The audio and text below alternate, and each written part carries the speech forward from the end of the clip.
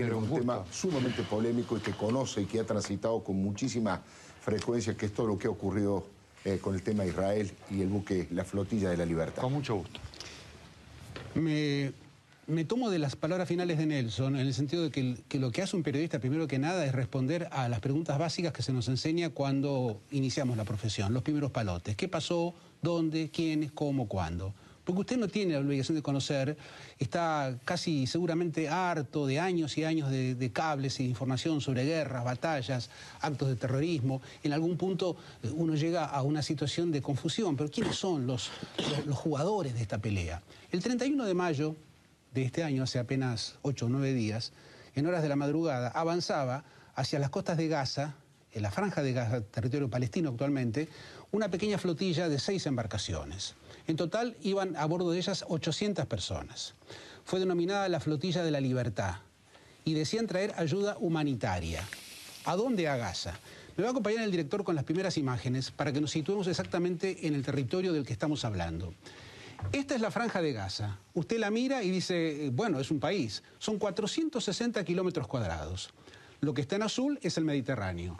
La parte que usted ve a la derecha es Israel, sobre todo hacia el norte. Y esto que se ve acá, si me permiten desplazarme, es el territorio de Egipto.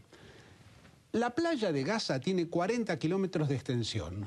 Esta línea de acá es la frontera con Egipto, la República Árabe de Egipto.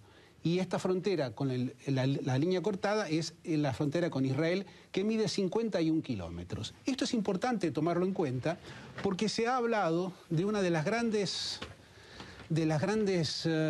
yo diría, fabricaciones periodísticas de esta época, del bloqueo a Gaza. Yo me voy a permitir indicar por de pronto que si hay un bloqueo, el bloqueo es israelí y egipcio.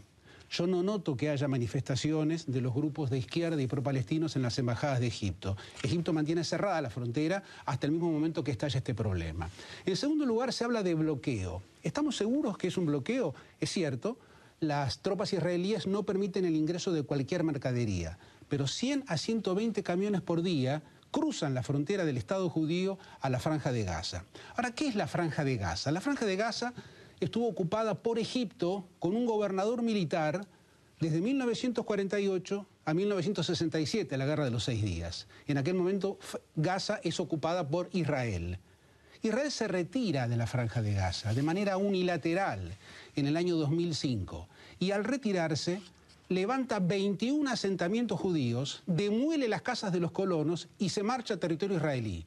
A los pocos meses gana las elecciones en Gaza Hamas, el grupo fundamentalista islámico que cuenta con apoyo estratégico de Al-Qaeda y también de Hezbollah en el Líbano. Estos son los hechos que son contundentes y que hablan sin temor a ningún tipo de confusión. Ahora, ¿por qué si Israel se retiró de Gaza estaría bloqueando ahora Gaza? Porque desde el momento que se instala Hamas en Gaza como gobierno de ese país, por el voto de la gente, es cierto, comienza una sistemática campaña de ataques con misiles desde Gaza hacia las colonias israelíes.